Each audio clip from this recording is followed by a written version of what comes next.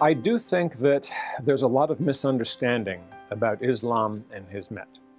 And unfortunately, some of the news we get out of Turkey today, where you hear the Turkish government attacking Hizmet and Gulen, also projects this view that Hizmet is somehow wrapped up in conflict, which is not at all what it's about. So I think it's very hard for someone who is not familiar with the history of Hizmet and the work of Gulen to understand what is happening. There's just a wall of noise that really shouts conflict all the time. This is wrong, this is dangerous. And I think it's going to be necessary for Hizmet to do an even better job of explaining itself, reaching out, introducing people to the work of Gulen. I mean, when you read Gulen's work, it's all about peace, understanding, knowledge, progress. There's very little in it about conflict except how to get past conflict and get over it. Over and over again, it is, we are not a political movement. We are a social movement seeking to build up humanity. Within some other groups, I do get around to Christian congregations making presentations on Islam. And the usual questions that I will get are, why do they hate us? Why do they want to kill us? And I can say, who? Who is doing this to you? Not the people that I know. And to present Hocaefendi's views, to present those positions, his quotations, that Islam, you cannot be a Muslim and be a terrorist, this insistence.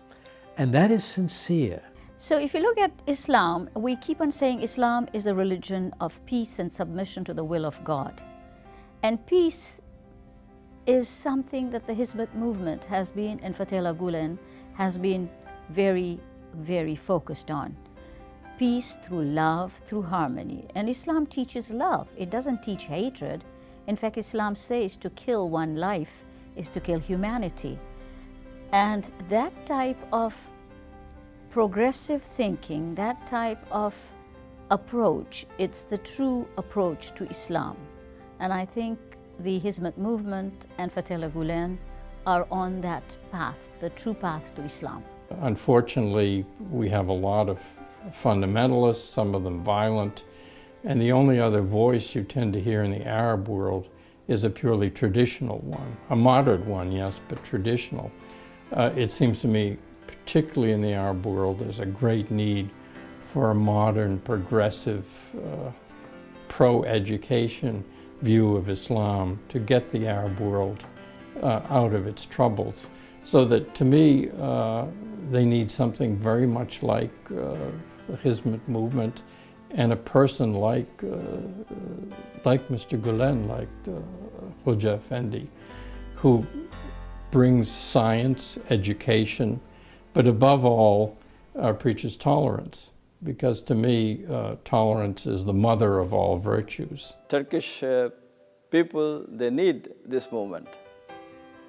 And this movement, of course, needs the help of the government. Although the movement is not a political movement, it does not involve in politics. But at the same time, there is, there are many areas the government should not hinder the work of the movement. And should be supportive, if not collaborating, but at least support. And at least does not hinder, does not create problem. And so there should be, and the movement is a peaceful movement. It's not involved in any violence or anything like that, so this is good. So that's what we have to do. We have to support and encourage peaceful movements in the Muslim world.